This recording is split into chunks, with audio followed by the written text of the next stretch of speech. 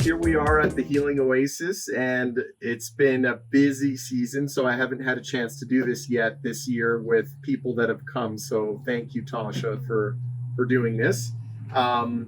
So I want to do this more often, but you get to be the first this season. And Tasha, I'm excited about this conversation that we're going to have because she's going to share her story, which thank you for doing. And Tasha's a breast cancer thriver. She has a unique story because a lot of people that come here, they're in the middle of their healing journey. They might have stage 4, but they're not necessarily NED. They're trying to get to a place like that. NAD being no evidence of disease. Tasha, the reason I want you to share your story is it's really encouraging for those people that are out there that are going through something similar. And then we're going to just talk about how did you end up here at the Healing Oasis. So why don't you start and just share your story? What started? What maybe bring us back to when did you find out about your diagnosis? Yeah, so I found out in February of 2021, and it was in the midst of the pandemic. And also I was experiencing a lot of professional and relational stress. My cortisol levels were really high. I had 9 biopsies leading up to the diagnosis. So I knew things were awry over time, but didn't really expect a breast cancer diagnosis. And so when I was diagnosed, I got caught up in the oh my gosh, you have to do everything quickly. And and didn't feel like I had the time to pause like I have since then. But since do you know, sorry to interrupt, but do you know how often, when I've interviewed people, how often almost everyone has said that? Yeah. And well, with my recurrence or my persistence, I'm not sure what it was. I very much was like, I need time. Yeah. So, and I feel like it helped me in my healing journey. So that with the first diagnosis of breast cancer, there were 2 tumors, and I had an unexpected 3 surgeries. It was supposed to be just 2. I didn't do chemo or radiation, and I didn't do the aromatase inhibitors, so the hormone suppression, because of my pre-existing condition. So I did do some research on what I should and shouldn't do based on my particular body, and was practically fired by my oncologist. Well, actually, she wouldn't see me after that, but and I decided to take some of the stressors out of my life, or I tried to. I moved. I got a new job back in California. But it turned out that I still had a fair amount of professional and relational stress, and I was doing a lot of the healing factors, eating well and exercising. So can I ask, do you feel like, because this is something I think a lot of people can't wrap their minds around that are maybe new to a diagnosis, do you feel like stress was a big part? Oh, it was huge. Yeah, because I was a healthy person, and I think that I was a healthy person who I've later come to find out I don't methylate well. So I had which caused a lot of other symptoms or things over time, you know, endometriosis and fertility issues, but nobody put all the pieces of the puzzle together until my diagnosis. A functional medicine doctor said, I could have told you would have got breast cancer. You don't methylate estrogen well, you know, and so, but I never had anyone put all those pieces together. Okay. And so I tried to get the stress out of my life, but I wasn't as successful. And I think, you utilize the radical remission healing factors, like the ones that I've been working on since my second. So that's my recurrence or my persistence. I'm not sure what it was, have been really helpful for me. I'll talk a little bit more about that. So I, in December of 2024, I noticed a lump, and I was just like, oh my gosh. And my oncologist immediately was like, oh no, it's something else. You know, you're so healthy. I'm sure it's not a recurrence. But it was. And I kind of knew it was going to be before, before I even went for the biopsy. And I think I remember you sharing this part of your story before, but you knew because there was quite a bit of stress, relational. Yeah, really. So yeah, I was divorcing. Okay. I had relatives living with me, and that was causing a lot of stress. I was doing a fair amount of mediation, and there was dementia, and yeah, it was a challenge pretty to stressful deal time. with all of it. And I even said, I feel like I'm going to get a recurrence. Right. And so it happened. And I knew I needed to go more deeply with kind of the healing factors, in particular, the, unearthing or healing suppressed emotions, dealing with some of my past trauma, getting toxicity out of my life, toxic people, as well as I had learned over the period of time of my diagnosis, the first and the second, that I had high levels of toxins. And of course, if I'm not methylating well, it's meaning I'm not getting rid of toxins well. It inevitably led to cancer. Let's just talk about that for a second. So toxins, because this is, as you know, this is a topic that's brought up at the Healing Oasis quite a bit. But did you do tests for that? Yeah, so I did two different tests that test for mold and plasticizers, herbicides, pesticides, heavy metals, and I was high in many of them. Okay. And some of them, it didn't make any sense to me, but I was told that you can hold on to like plasticizer toxins, for example, for 30 years, and I grew up on TV dinners. So, right. I knew, and I used to drink hot tea out of plastic water bottles. Right. And, so I knew there were some reasons. So this is interesting. I want to just spend maybe a little bit of time on this. So while you were getting your diagnosis and you were in the medical system, which we pride ourselves as a pretty spectacular, like as far as the equipment, the technology, did they ever once test for any kind of toxicity? No. My traditional or standard peer team didn't even talk about it, nor diet, nor exercise. In fact, I was told I should eat donuts and try to fatten up for preparation for one of my surgeries. So you end up going to an ND, a naturopathic doctor, who then obviously says, let's get a heavy metal test, mold, toxicity. What I find crazy is, so meanwhile, while the medical system's trying to help you heal, which they do their best through their methods, the whole time you had heavy metals that cause cancer. Well, and the reason I find this interesting, I wanted to emphasize this, is we do that testing here. As you might be aware, that almost everybody that we test is off the charts of heavy metal toxicity and mold sometimes as well. Right. Yeah. And so if your body's not able to handle, if it's dealing with toxins, it's not able to heal the errant cells, and then they become cancerous, right? You all have cancer in your body. So it makes sense. And that's why when people say, derogatory things towards cancer, I'm like, well, it's our body. It's just a message. And we need to rebalance ourselves and figure out what's going on so that we can take out the toxins and be back in balance and be healthy. So in your opinion, and I know you're not a doctor, but I want to hear your opinion, how much do you think, we talked about stress, so let's look at stress maybe as it's sort of a toxin in a sense. But how much do you think cancer is rooted in toxicity?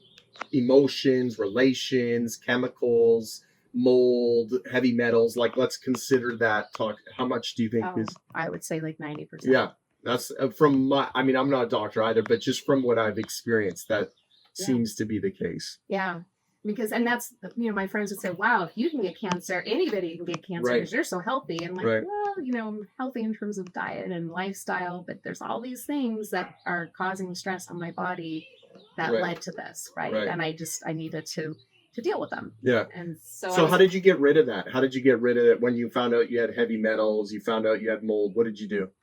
So, with my second diagnosis, I got retested, and still there was, my naturopathic doctor's like, wow, you really hold on to these toxins. And so in terms of the environmental toxins and the things that were inside my body, just a lot of detox protocols. Chelation. I hadn't yet done chelation. I'm starting that here, which is great because I knew that's the last thing that I need. So, but infrared sauna, hate saying this on camera, but coffee enemas. Coffee enemas. And hyperbaric oxygen. Yeah. And IV vitamin C. Right. And then just a lot of meditation too. But that was more related to the releasing suppressed emotions, which was, I think, the way in which I didn't handle stress. It helped me to handle it better. So that was kind of the toxins around me, and then also making some decisions in my life to get people who were in it, who were toxic to it, out of it. And so I just did everything, and it took discipline, but I still feel like I was enjoying life, and I felt more in tune with my intuition and what I really needed and myself more than ever. And so to continue on with my journey, so in December of 2024, so just this past December, I had the lump, and they're like, okay, you're going to need chemo and radiation, and we're going to have to do multiple surgeries, and it's going to be, you're going to be on this journey for many years. And, and I kept saying, well, what stage is this? Well, we can't stage you. We know it's not yet stage 4, but it's serious. I'm like, well, I feel like it's the same type of cancer. So I feel like it's stage 1. And it's just here, I did all the tests, the scans, and I just was getting a lot of resistance from the conventional doctors. So I decided to go against my oncologist again and seek someone who was known, I'll say his name, Dr. Holmes, is great in Southern California. He's known for more cutting edge as a surgeon treatment or kind of choices. So he said, no, you don't need to have multiple surgeries where they take all your lymph nodes and they move muscle from your back. So that's what they were suggesting. So I can do an excision and take one lymph node out just to make sure it's not there. And so on the pre-op, he noticed something, and I always forget this one step, but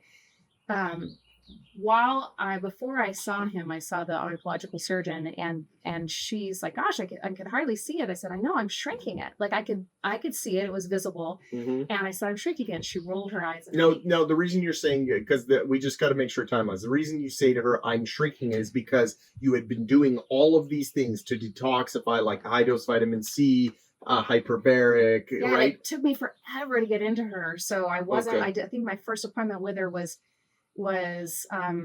maybe the end of March. So how many months had you? So that December through the end of March. Okay. So multiple months. And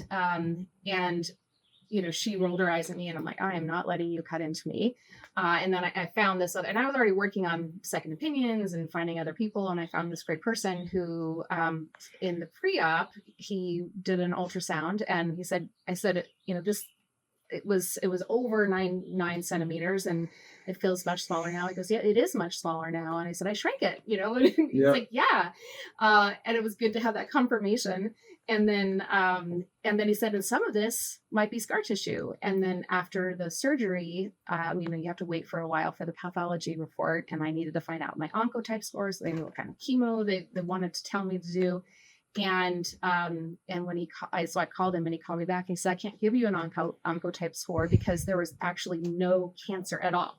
It was just scar tissue. Wow. And so I'm like, this is the best outcome it could have been. He said, it absolutely is. I'm like, so all of those things worked to help to shrink it to nothing. Yeah.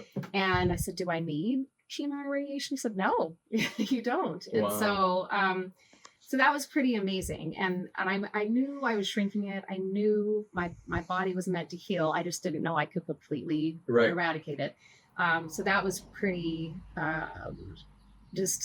incredible and amazing. Well, to just for everyone listening, I mean, some people might be more advanced and there's cancer, stage 4. Okay, but still the same principles. In other words, they got to hit it hard and stick to it. But this detoxifying, giving your body what it needs, your body can heal. Yeah. It's not guaranteed, but it can. It can heal. Yeah, and I think it's certainly, we can all do things to heal our bodies, as Yeah, much as possible. as much as right? We possible. might need to, depending on the type of cancer and the stage, to Yeah. do some conventional interventions, and I'm not Oh, against those. absolutely. Yeah, But I think there's a lot more we can do than we typically do.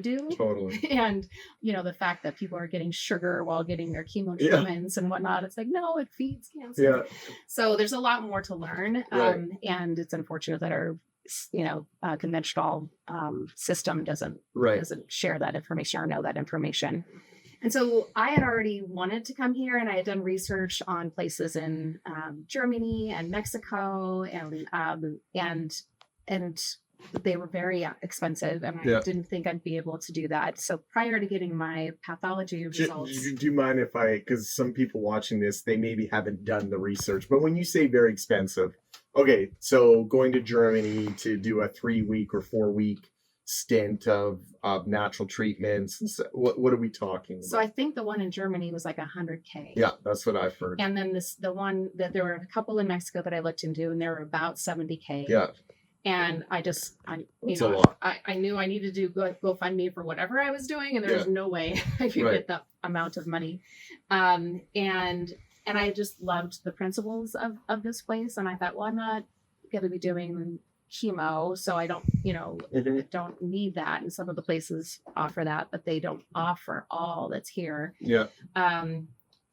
So I decided that I should still come because I wanted to get deeper at the root causes of the persistence, the recurrence, or the cancer in the beginning, in the first place. And also my white blood cell count has been consistently low. So I know, and I think and so does Dr. Caesar. And so do other doctors. They think that's because of all the toxicity. So the detoxification is continuing here. I get to do chelation for the first time. There's no access to that in my area at all. Yep. And then just focus even more deeply on detoxification so that I can hopefully be in a place with a stronger immune system upon leaving. And I already feel like I am. So yeah, it's week 2. Yeah. Yay. You look great. Every cabin has an infrared sauna, so you get to do that, and you went on the enzyme detox protocol. Yes. Which you're doing, which involves a whole bunch of stuff, but it's great to see you doing that. So what now that you've been here for 2 weeks, or not quite, this is the 2nd week, but now that you've been here and you've experienced it, and you looked at other places, just share with people, what is it about it that you like about the Healing Oasis, like from your perspective now that you're here? Okay, well, there's nothing that I like. There's everything that I love. You love? Okay. Well, that's good. I'm glad to hear that. Yeah.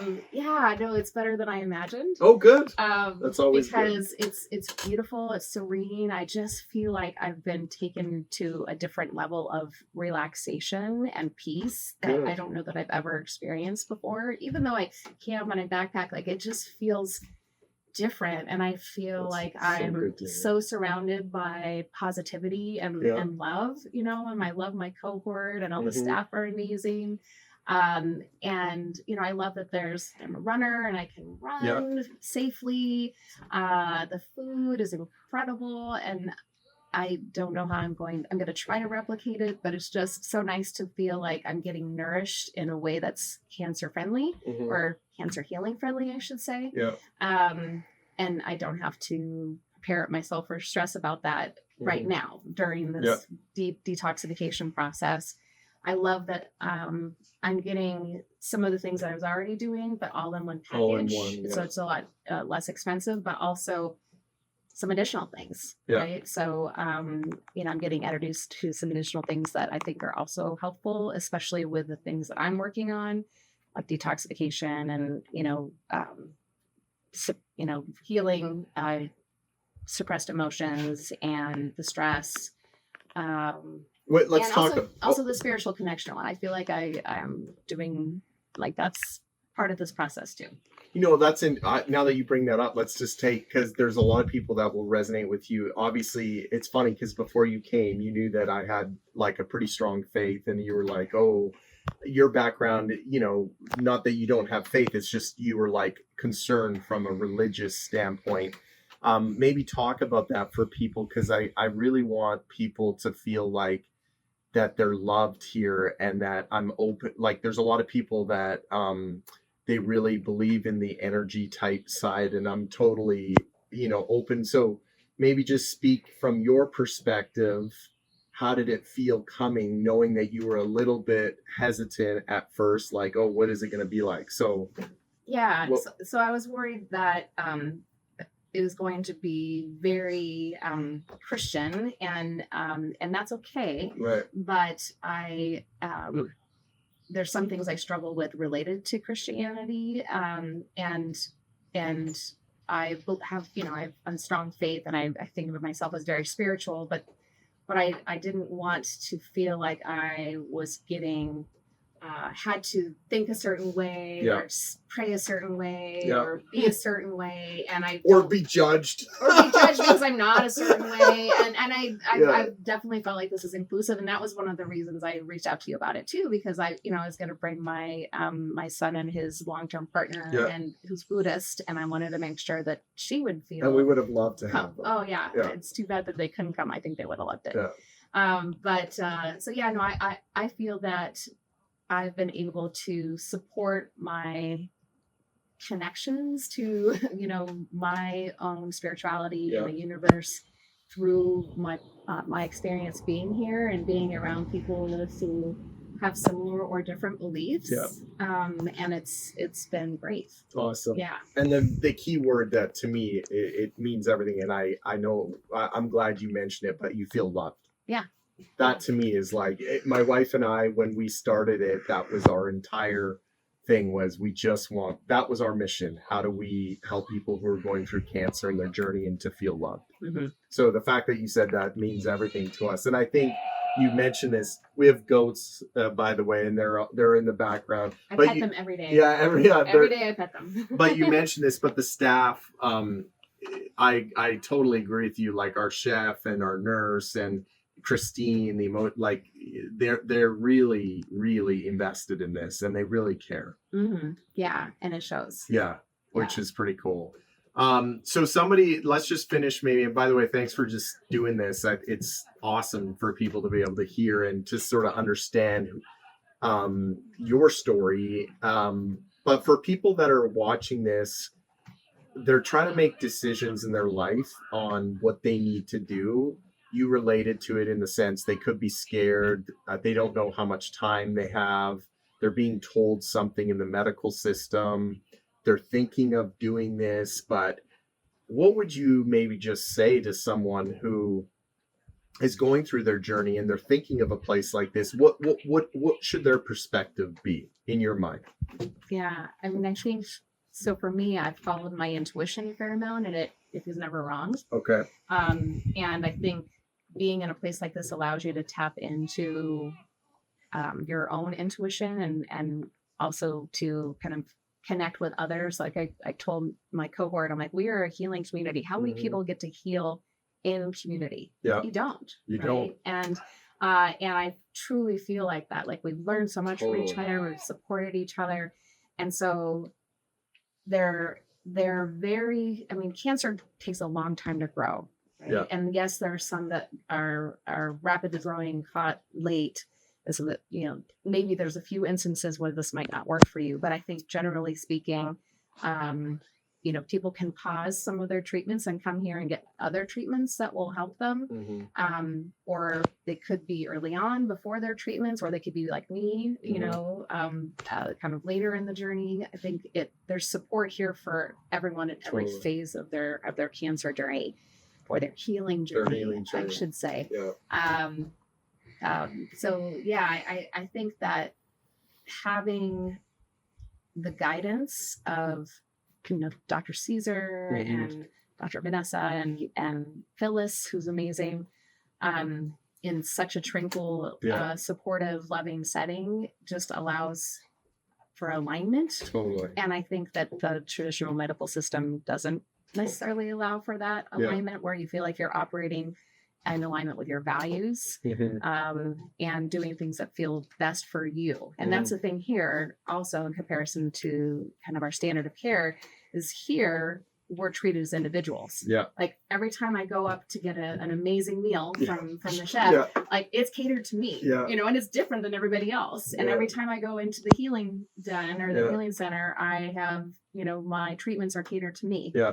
And I just don't feel like that in other contexts. So that kind of individual focus is bound to help anyone. Yeah, totally.